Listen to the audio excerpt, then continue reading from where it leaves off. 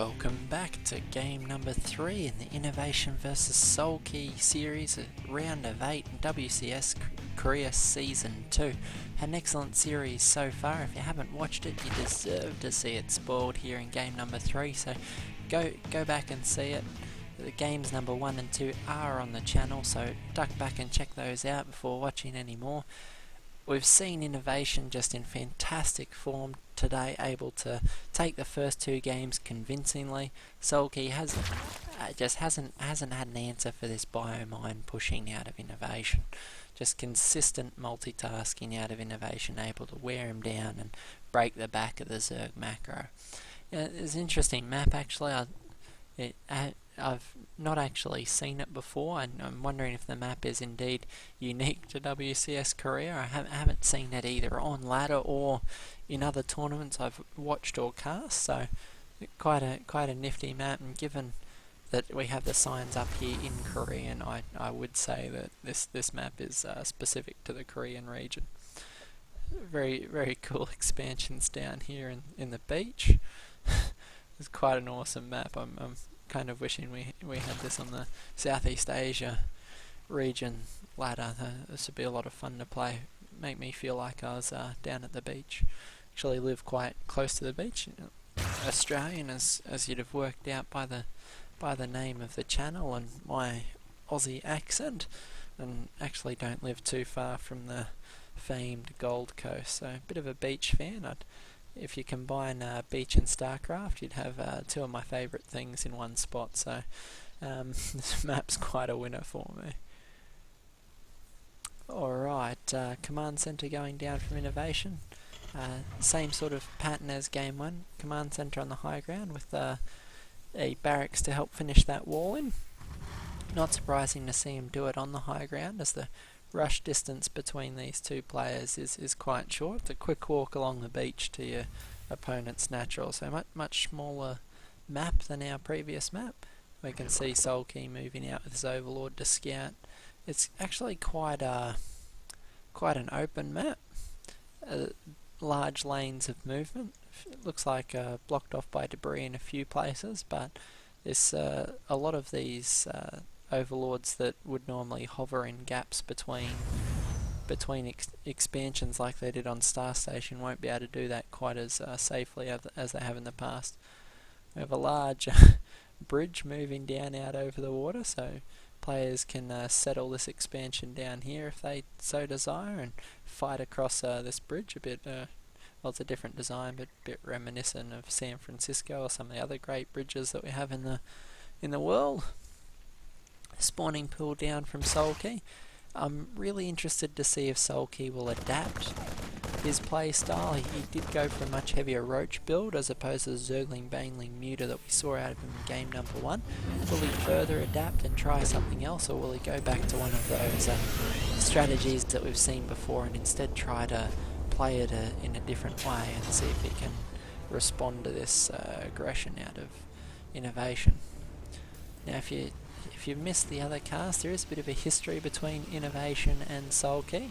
They did in fact meet in the Season 1 finals, so these players aren't strangers to facing off in WCS. They have done it before, and so far we've seen Innovation able to come up with the answers for everything Soulkey's thrown at him, so it's quite a different result than when they met in Season 1, but we won't spoil those games for you. I'm sure Innovation is feeling quite satisfied with his level of play today. Being able to take a few games off Soulkey is quite an achievement. You can see slight variances in Soulkey's play. If we bring up the map, only 3 queens as opposed to his usual 4. Not spreading creep quite as aggressively. You see there is in fact an unbuildable plate there over the expansion, so if you want to take that base in the water, you will have to clean that up with Zerglings. So it's interesting because the other player's expansion isn't in the water but does still have a unbuildable plate. So a few Hellions down pushing these Zerglings back. Is the Queen going to get in position to force them back? Yes, she will. And we have that drone becoming evolution chambers. So I wonder if we aren't going to see Ro8 Baneling attempt at a bust. It's going to be much harder for Innovation to hold his third base, having to take it up here or down here, both of which are quite open and susceptible from different angles, either from the top or the bottom. And you can even take out this set of rocks here to get a third lane for that third base. But likewise, Soulkey's third will be under threat from the same angles, and we've seen that third consistently today be Soulkey's weakness.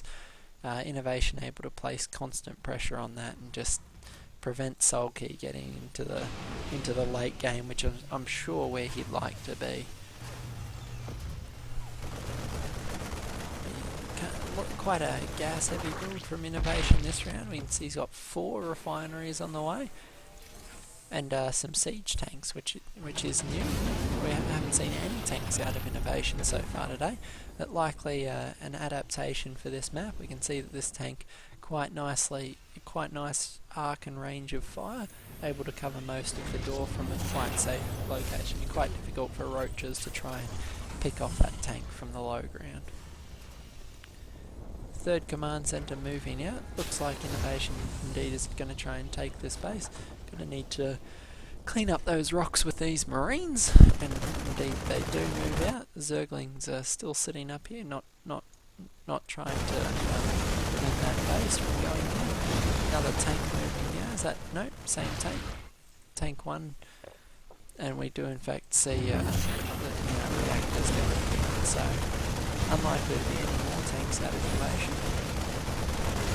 but likely just using this to protect these much more exposed bases.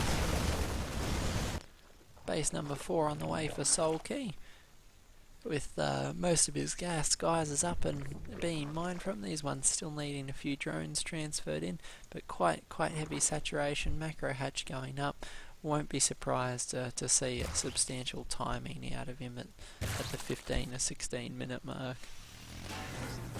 If we take a look at Innovation, we can see him getting these same 5 barracks up. He seems quite fond of this level of production. 5 barracks, one starport with a reactor, 1 factory with a reactor. The Zerglings moving out across the bridge, trying to deny these Hellions from sneaking into the worker line. Quite susceptible to Hellion run-bys. You could slip some Hellions over the bridge and either threaten this base or this base quite easily.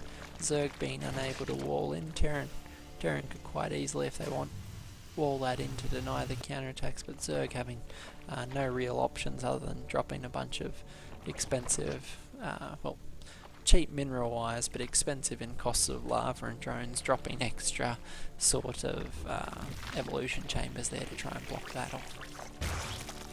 Big Zergling Baneling warp in. We have 32 Zerglings on the field, 10 Banelings on the way. Let's see what Marines and Warriors moving out here. Will Soulkey be able to get some defensive plays at times? Widow mines in all bottom, very good. It's kind of like something out of a horror movie. Got this thing or something out of the Matrix, little robot shooting missile. Those were extremely effective detonations. Bring up the units lost out. Indeed, it's already 2,000 to 1,000. Great exchanges of information. Picks up his forces and moves back, knowing that he can't continue with the Zerglings Banelings on the ground. More Zerglings Banelings being morphed in. You can see we've got 12 Banelings and 4 Mutalisks on the way. Soulkey once again going for the Muta Cloud that almost worked for him in game number 1.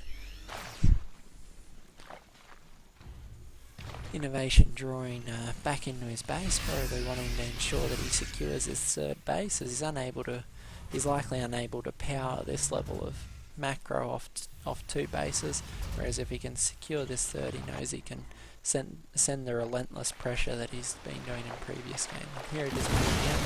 These Zerglings getting picked off as they scout for that Terran army. He does know it's coming and will likely pull back up onto the beach and wait to try and get a surround on his forces. His Widow Mine to keep an eye on. If that Widow Mine goes off, we just get the Widow Mine. 10 kills, Sergeant Widowmine reported. That's that's one of the main reasons that he's getting this in such great cost efficiency. As they seem always able to pick off the rest of them. Get that medevac as well, would be a great pickup. These reinforcements streaming down to pick it off. Innovation's doing a great job today of picking off these overlords, really forcing Soulkey to morph overlord after overlord to try and deal with these widow mines. Units lost tab, still favouring innovation, almost by 3,000 resources, and it is 3 base to 4 base, so unlike other games, Soulkey does have a little bit more to lose, but he won't be able to sustain this indefinitely. I imagine that we'll see somewhere innovation with a 4th command centre on the way, and he's got to stay up with bases and keep this 3rd in play. Well, 4th base, that would be the 3rd that's fully saturated out there. The 4th base down here, not quite mining as heavily as he would want to be mining, so we'll see if he's able to hold this Terran force off the stage. Innovation's caught up to Siege as well, that is going to go down. No, maybe not. He's picking off everything else, eventually does pick off the Siege tank. But we have stemmed up Marines shooting the Ulysses and now have to do that all day. We don't know so we did manage to pick that off with work with Detonate, which is a great pickup. Marauders at the front, which is where I can see Soulkey pulling these banelings back. He doesn't but Marauders will take quite a few baneling shots, whereas you want to get the banelings around onto the squishy Marines where they do the most damage. Kill a few of them with each detonation. Another Overseer coming up, that's why Soulkey's hanging back, doesn't want to engage these mines and lose more clouds of Zerglings and banelings. No burrowed banelings, but obviously Innovation wanting to scan and get an idea of how his forces are arrayed against him. These Zerglings and banelings almost faded into that Widow Mine. Innovation just being ridiculous with this back and forth, a tug of war at this 4th base. And the thing that's been the most costly for Soulkey is the amount of lava that he's having to channel into maintaining this count of Zergling and Baneling. He still hasn't got this 4th base saturated.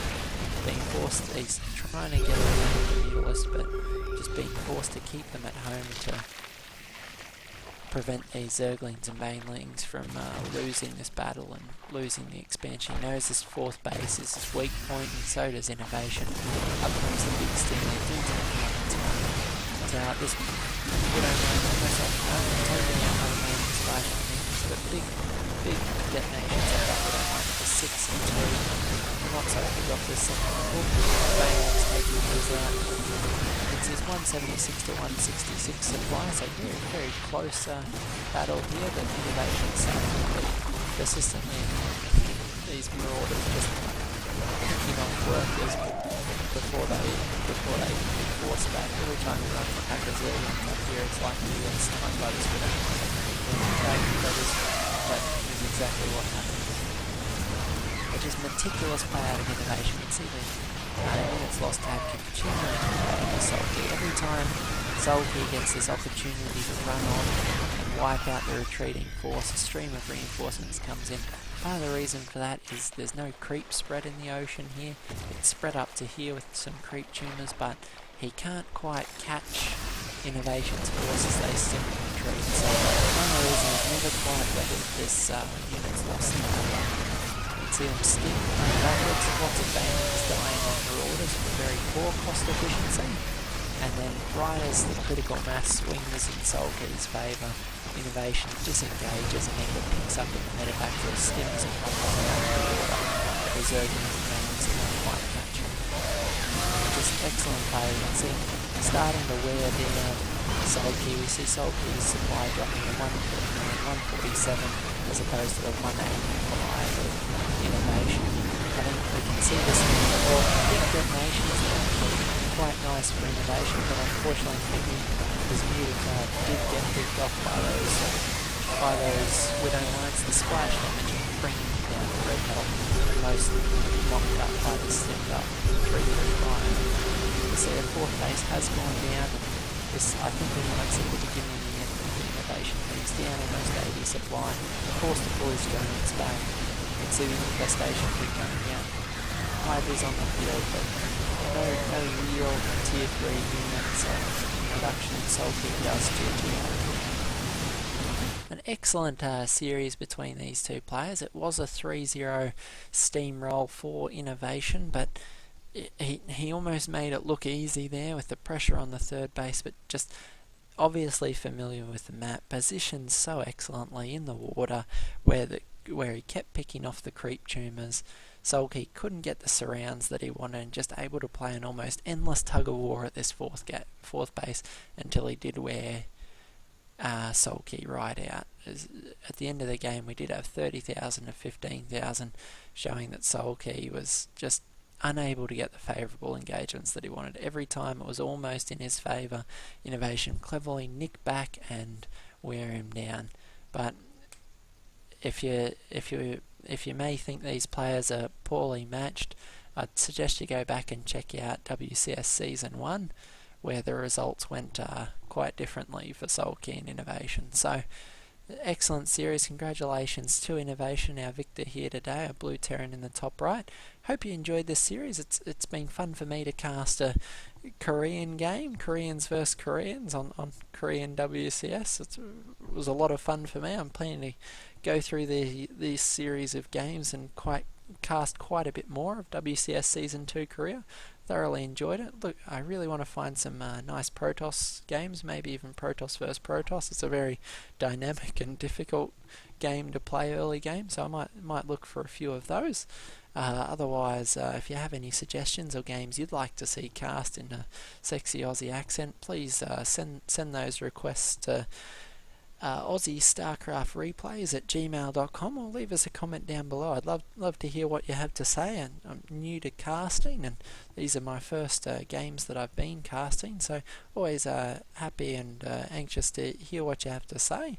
The game's only as good as the community that supports it, so let us know what you'd like to see in future casts, and we'd love to accommodate that. So thanks guys, and by all means subscribe or like the video if you can. If not, that's all good. Go ahead and share it with your friends on Facebook or Twitter.